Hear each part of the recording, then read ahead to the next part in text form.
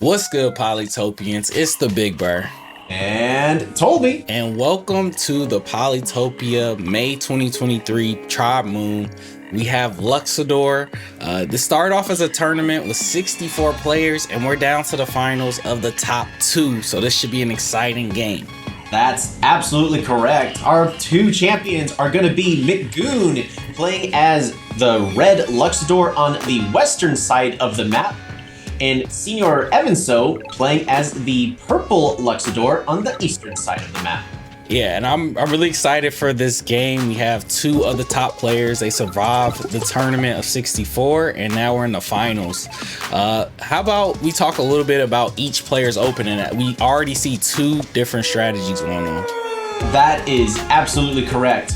We have McGoon starting off with her traditional Luxidoor opening, immediately with 3 warriors, as Luxidoor has that bonus with the start of the level 2 capital. However, because of how the map has spawned out, we have SenorEvanso has decided to opt with only 2 warriors, gambling that there's no land beyond that singular mountain, where they're going to have a slightly stronger economy in the early game, but the production is going to suffer because of that. Yeah, interesting indeed. We'll see how this plays out with the 3 warriors versus the 2. On this lakes map, it already seems like we have a lot of water in the middle, and McGoon is going to get an early explorer, and it's going to give him a decent scout of the northern part of the map.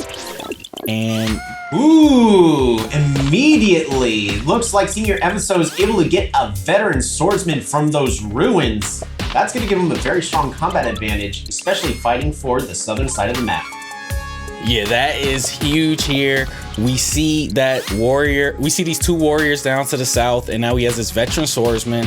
And now we see the scout from McGoon, and he's gonna get another explorer and reveals pretty much the entire side of the map of SenorEvanso. That is very interesting, as that scout has given McGoon some very useful bits of information that not even SenorEvanso is aware about, as there's actually a village tucked away right there in that fog.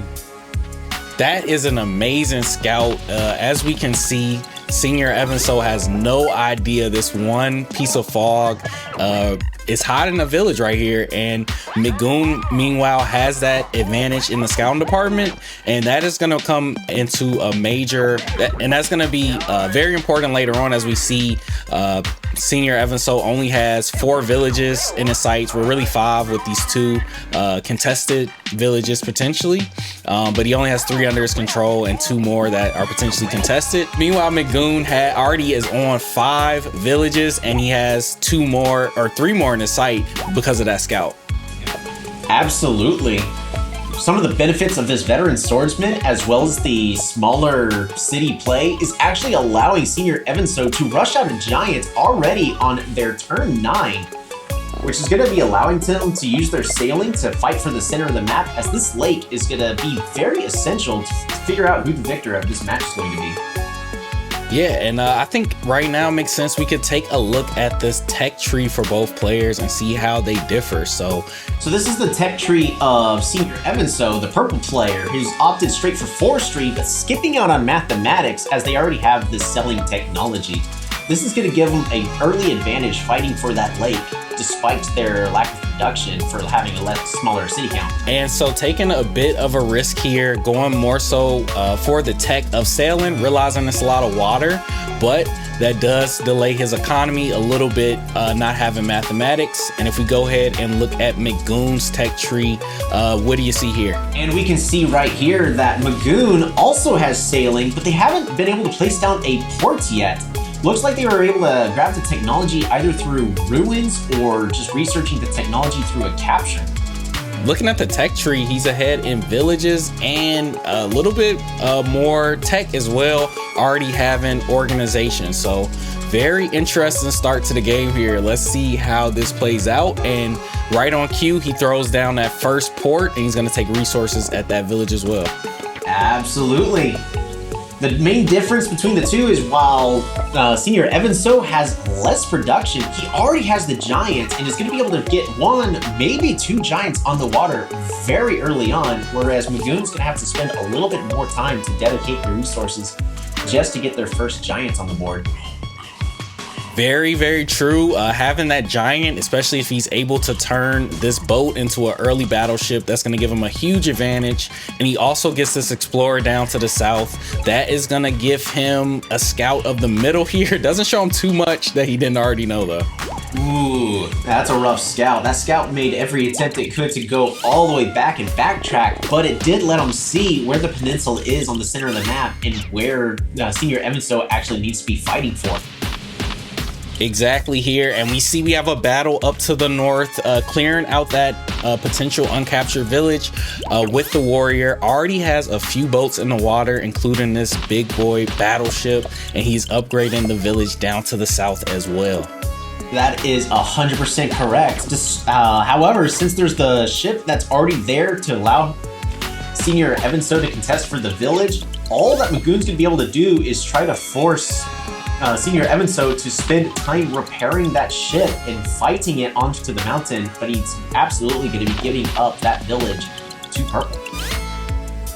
Very true, and we also see that McGoon has sieged this village down to the south, and I don't believe Evanso is going to be able to take this back. He's invested a lot into this army up to the north, doesn't have a lot down south, but he does finally see this village thanks to that scout, and it looks like he's going to move the warrior back to capture that as he captures the village to the north as well.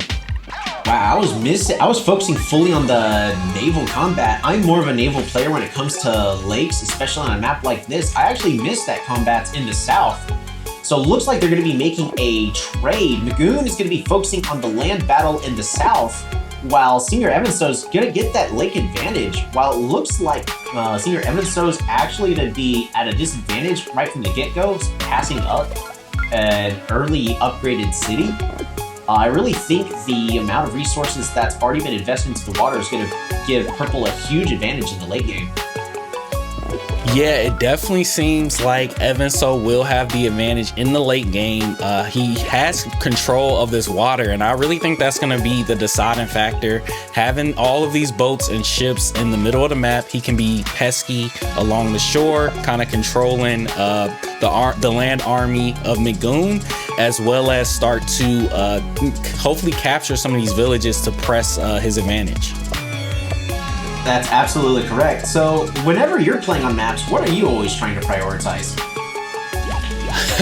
Well, I'm nowhere near on the level of these players, but I think for myself, I have a tendency to be a bit greedy. I kind of prioritize my economy. I feel like if I have a strong economy, it'll help me out in the late game and then build a strong army to hopefully crush my opponent. What about you? I am definitely a very aggressive player. I always try to force my opponent in a bad position and get every little combat edge I possibly can. That usually means I suffer in the late game because of my economy. So that's two completely different play styles that ends up coming from that. I guess you could say that I play a little bit more like how red does here, even though I fully acknowledge that purple probably has the advantage. 100%, and that just shows you is multiple ways to play the game of Polytopia. That's what makes it such a great game. As we can see, two different strategies from our players here, both giving them advantages, pros and cons, advantages and disadvantages. I think purple's a little stronger in the late game, going for border growth in the north to open up access for more ports for himself. He has a huge navy for this point in the game in the middle of the map. But red does have a tremendous city advantage right now. But getting that other explorer, now purple has a full scout of the map. Wow, man, if purple could actually pick up, they have the Eye of God. They've actually got the monument. They just need to fix it down. That's a monument you rarely get to see in these kind of games. Yeah, you rarely get that monument, especially in a competitive game like this, but amazing job scouting, some clutch explorers, and using that navy to get some scouting as well. And as we can see, red is looking pretty strong though. He doesn't have the navy to contend, so he's going ahead. He has a couple super units in the middle of the map. He's kind of abandoned the ports, even though he's getting a couple more boats to try to keep up with purple, but purple has just slid into the middle of city here, and this is a huge city if he's able to capture this. Yeah, no, red, absolutely. McGoon can't let that city go down because that's going to get rid of all of the defense that he's going to have against purple's navy. He's actually going to have to try to see if he could get a giant push right there. Looks like, from my opinion on this sort of map, red's going to have to acknowledge that they may have lost the navy battle, but because of their southern city, they may be able to fight and contest on the land and push towards the capital, ignoring the navy completely. Yeah, and he is able to get that push out. That is huge there. And I agree with you. The battle is going to be tough for him to win this navy battle unless he's able to... Oh, he's actually landlocked at this sea right here. So yeah, I was going to say he can sneak and build ships here, but pretty much all his ports are pretty much in range of these ships within a turn or two. So he may have to forego the navy battle, like you said, and just try to outcompete him on land and press his advantage because he does have the stronger land army and more villages.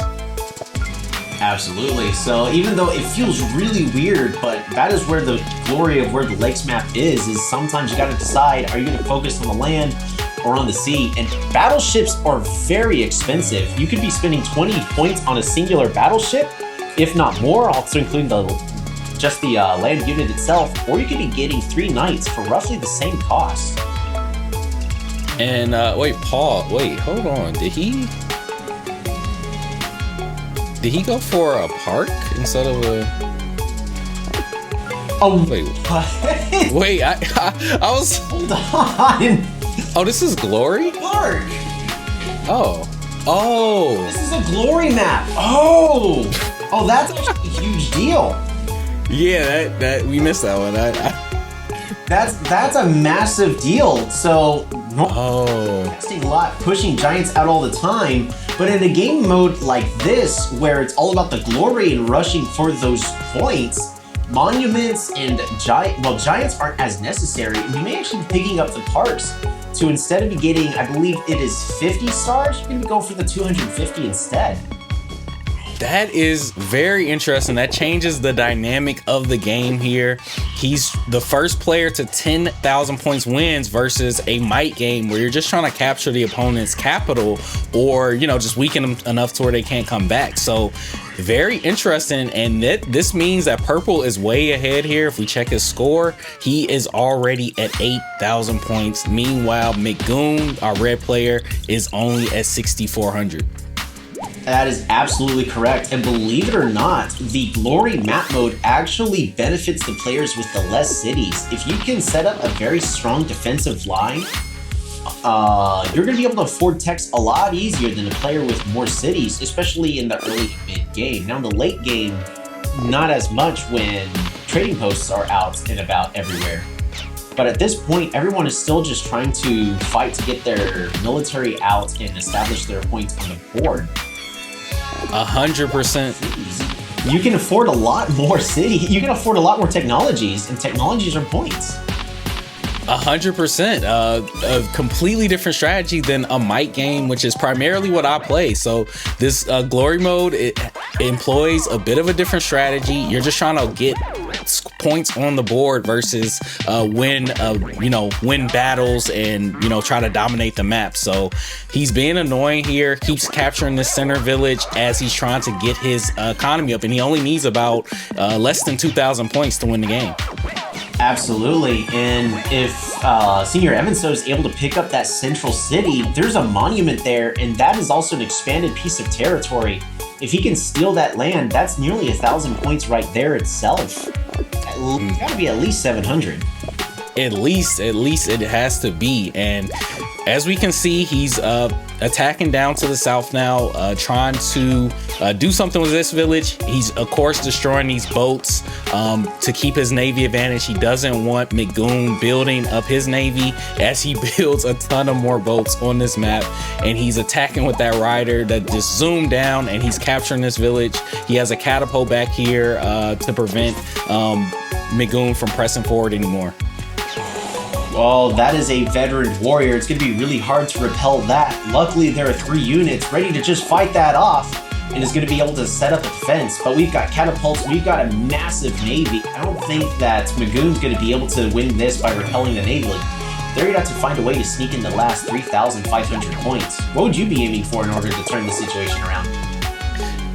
Man, that is a great question here. Let's take another look at the scoreboard here. As we can see, SenorEvanso is about 1,800 or about 1,700 points away from winning this game, and meanwhile McGoon has some work to do. He's pretty much 4,200 points away from potentially winning this game.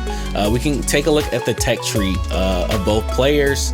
We can see here McGoon already has customs houses, roads, and riders, and he does have sailing, but he hasn't been able to do too much because of the early naval advantage of SenorEvanso. And meanwhile, if we take a look at SenorEvanso's tech tree, he has mathematics, he has navigation, already has whaling as well. In terms of what each player can do to win this game from here, I think get into more lumber huts. He already has some pretty big ones here. It's still a couple spots where you can get some maybe smaller lumber huts. I think building more ports, maybe going and upgrading for customs houses would be huge for him as well.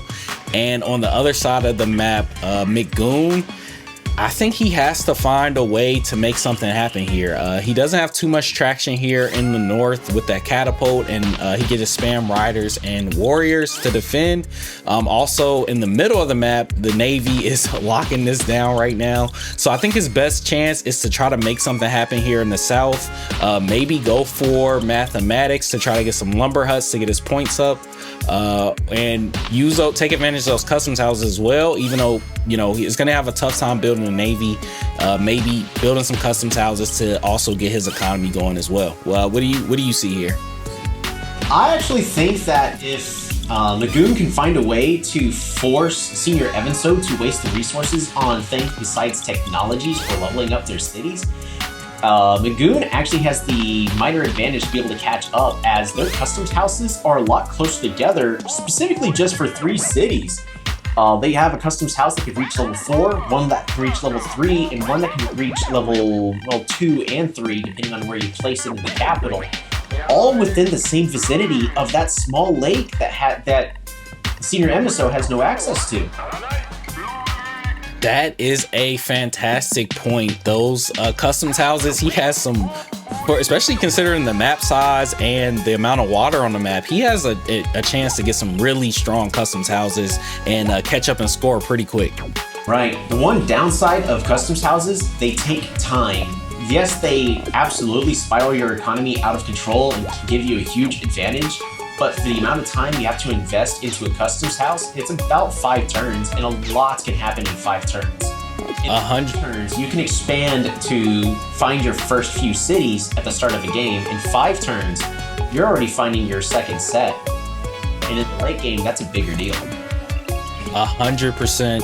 As we can see, we have this battle for the north going on. McGoon is trying to defend and make sure that SenorEvanso doesn't push too far. He's starting to use these riders to try to do something about this navy that's been bothering him all game, and he's using these riders to attack and fall back to the south as well, doing damage to these warriors. And it seems like he's thinking more defensive while he builds up the customs houses to catch up and score. And that is absolutely the correct play that needs to be done, because while he can play defensively, he can also be leveling up all of his cities, improving his customs houses at the same time, getting more score, improving his economy. He can slowly inch his way back to where he needs to be in order to win this game. 100% attacking with that catapult, and he's going to take out that super unit, and it's not much defending this center village here. I don't know if he'll be able to get another push out. I guess he can build a couple more ports, but that's going to be very expensive. And down to the south here, we see SenorEvanso is attacking the southern village. He's going to capture that and siege it as well. He will be able to unsiege that next turn, but still being annoying and limiting McGoon's economy, and also gets customs houses of his own, and that is going to be huge here because he's not that far away from winning this game. Absolutely, but in all this time that was happening, looks like SenorEvanso has decided to give up on the fight for the center of the map and has actually retreated quite a bit of his navy. Where they had at least a dozen units on the water, it looks like they only have a few, and they diverted their resources into the south. The downside is there's plenty of space and resources for McGoon to be able to make more giant pushes if absolutely necessary, and to gain the slight advantage in the southern fight. 100% here. Very good analysis there. Backing up that Navy is giving a ton of map control to McGoon, and honestly this was the scariest part of his army, so playing a little more passive with that may not be the best choice here. He's gonna upgrade at the get some ports down to upgrade those customs houses. He's kind of falling back with his military and attacking with these riders as well. That's right. Let's take a look at one important factor. It looks like all of SenorEvanso's giants are actually gone. He had 3 giants on the water, and I can't actually see them anymore. It looks like they're all gone at this current moment. Yeah, all of those ships are eliminated, and probably some better micro there, but you know, using the range of the ships to keep him off the coast. I think he was trying to be aggressive to capture that center village, but now he has no scary ships. All of these are pretty low HP ships now. Yeah, all that aggressive play for the center. Looks like that McGoon was able to chase him off and is able to start fighting back. 100%, and as we see, he's gonna upgrade, take another park. He's over 9,000 now, so it's very, very close to winning this game. Upgrading, getting another park. And meanwhile, on the other side of the map, McGoon is the big push. He had 100 points. And just like that, the game is over. McGoon with SenorEvanso so close to winning this game, over 9,000, but McGoon in that last turn uses the monument, uses the big push to upgrade and get a park, and just like that, he's over 10,000 points and GG's and wins the game. That was quite a turnaround. He had to get over 3,000 points, but he saved up his stars, got over 100, and was able to get the trade monument, which not only is able to give you some more population to level up a city for another park, but it also gives him the points from the monument. That's over 500 points. That's 550 points right there. That's actually, there's still more. You gotta include 3 from the pops. That was a crazy turnaround. Just when it looked like SenorEvanso had the game in its grips, he was up for most of the game. He had just got to over 95. Yeah, he was at almost 9,500 points, and McGoon uses that population advantage, uses the monument, and he goes and just snatches the game and steals it here in turn 22. That's correct. Let's take a look at McGoon's tech tree before the start of his turn versus after his turn. What a big push he made by picking up all those techs. So right here, you can see there's a lot of technology that can still be picked up. And McGoon has 113 stars worth of stars just available to be spending. That's 2,500 points that they're gonna have to acquire. How many techs is that gonna have to be? Man, let's take a look and now at the tech tree at the end of this turn, and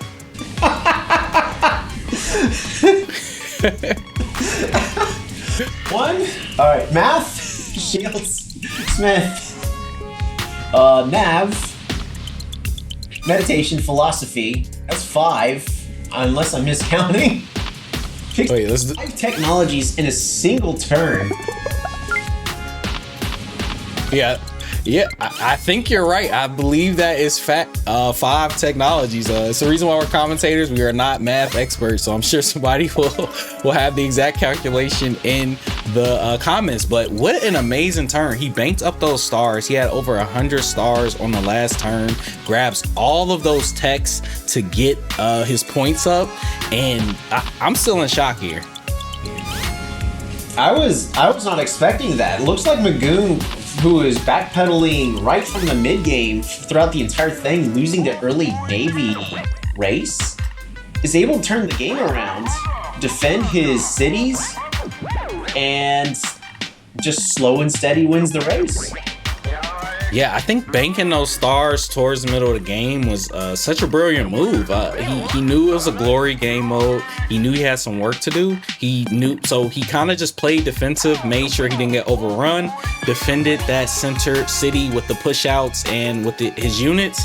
He was able to destroy those big boy ships in the center of the map and save his stars to make multiple amazing upgrades to win the game. Absolutely. All those defensive plays were very beautifully executed, and it led to such a fantastic game that we all got to witness. Man, so great finals game here for the Polytopia Luxidoor Tribe Moon of May 2023. Shout out to Polytopia for sponsoring this tournament, highlighting some of the players and allowing us to commentate. I was grateful for that.